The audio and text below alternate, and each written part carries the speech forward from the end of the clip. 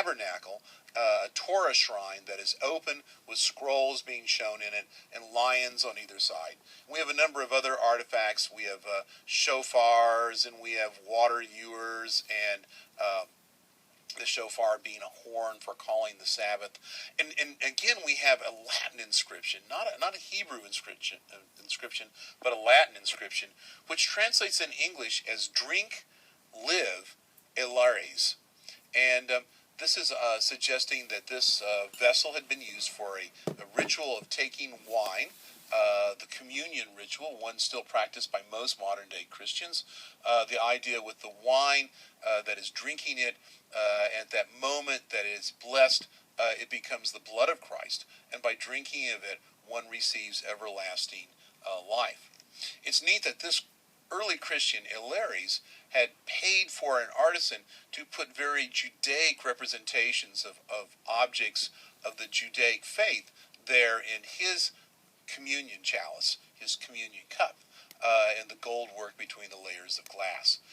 It may well have been a Hebrew convert to the Christian tradition, or someone who had been originally a Roman or a Greek who had converted to first Judaism and then followed through with a conversion to Christianity.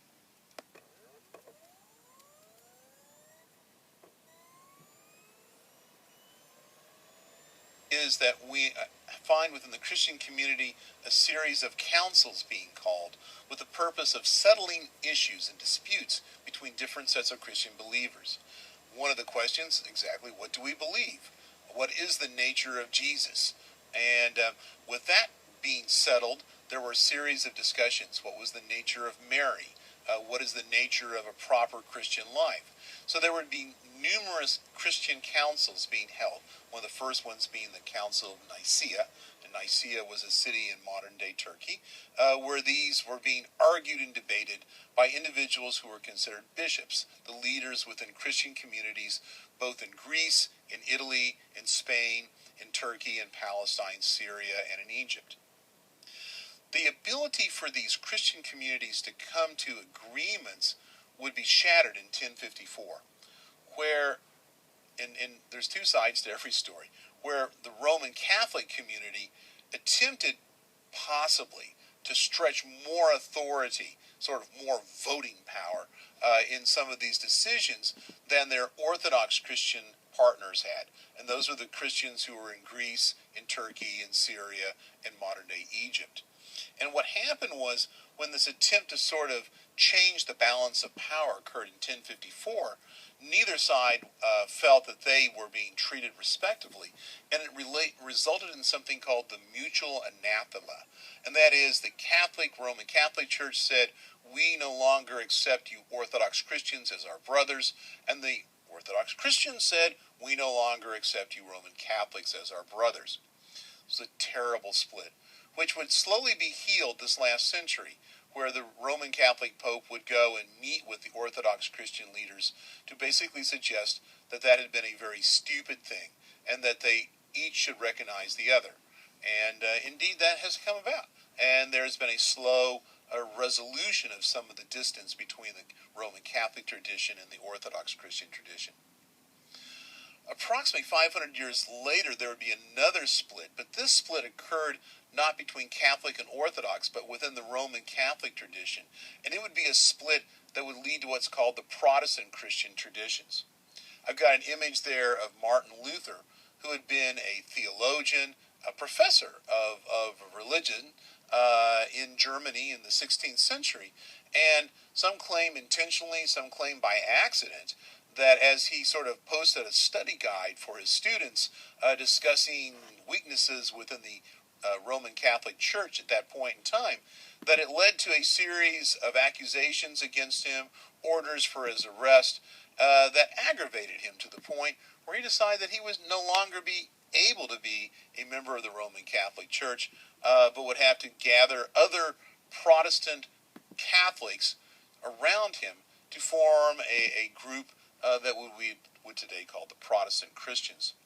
By the way, there were more leaders in the Protestant movement than just Martin Luther, but he certainly was one of the most visible ones, and one who today still has a significant number of individuals who trace their heritage directly to him and to his teachings.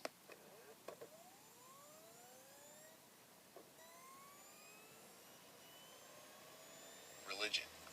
If Judaism has 4 or 5 major branches, today Christianity has literally hundreds, thousands of branches. Its origins begin as a religious tradition in the area of modern-day Syria and Palestine, and there is a surviving Christian community in the countries of Israel, Jordan, Syria, Iraq, and Turkey, who are called Syrian Orthodox Christians. And they still speak the language, Aramaic, the very same language that Jesus spoke to his family. I know many of you suspect Jesus spoke Hebrew, but Hebrew was the elite speech between the educated individuals in Jerusalem and other major Jewish cities, while Aramaic was the common language of people living in the countryside in places like Bethlehem and Judea and the Galilee. There's another branch of Christians today that are called the Egyptian or Coptic Christians, found primarily in the country of Egypt, but also congregations in the United States, even here in St. Louis, a very large Coptic Christian church. They trace their origins back to the 1st century A.D. They're very proud of the fact that the baby Jesus and his parents hid out in Egypt during a time when they were being searched for by King Herod, and they believe their tradition is second in age to that of the Syriac Orthodox Church.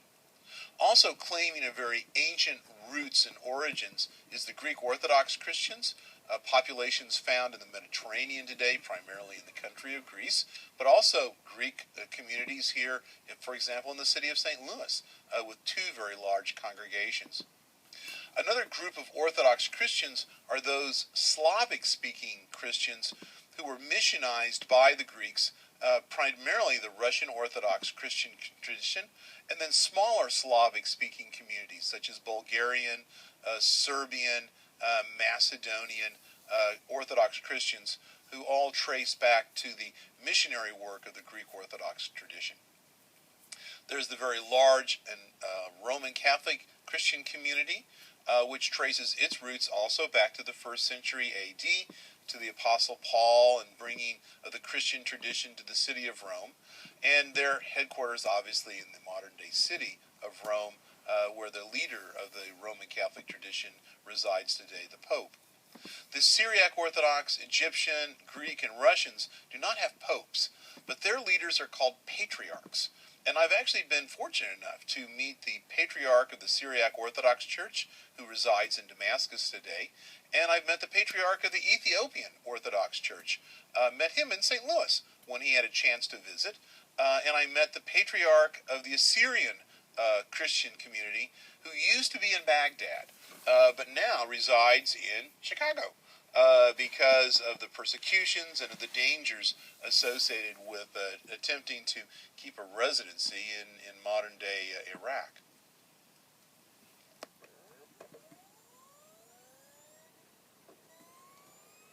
Of Judaism, and that is that in the time period of David and Solomon and the later kings of Israel, they worked very hard to maintain a monotheistic form of Judaic religious beliefs in which there was only one deity, and that was Yahweh, who was recognized. While it's very possible that in the tribal time period, the time period before King Saul and King David, that Judaism was in some ways polytheistic. Well, in terms of Christianity, Christian scholars are always very quick to explain that Christianity is monotheistic and not polytheistic, but in the same breath they'll say, yes, Christians believe in the Trinity, the concept of a Godhead composed of the Father, the Son, and the Holy Spirit. Well, to philosophers, the idea that a Trinity exists suggests something that's not monotheistic. In fact, to some of my friends who are Jewish and Muslim and Hindu, it seems sort of baffling for Christianity to call itself monotheistic when it has many of the, if you would, traits and attributes of religious traditions we'd call polytheistic. For example, there's not only the Trinity, the Father, Son, and Holy Spirit, but then there's also the Virgin Mary and saints and angels. In fact, one early European Christian scholar, St. Albert the Great, sat down and counted 399,920,004 celestial beings. Well, ranges of angels, as well as the Father, Son, Holy Spirit, Virgin Mary, and saints. And you might say it's pretty hard to defend an idea of monotheism when you've got that large number of celestial beings that intersect human lives. But still, almost all Christian scholars, whether Orthodox or Roman Catholic or Protestant, are quick to defend Christianity as a monotheistic tradition.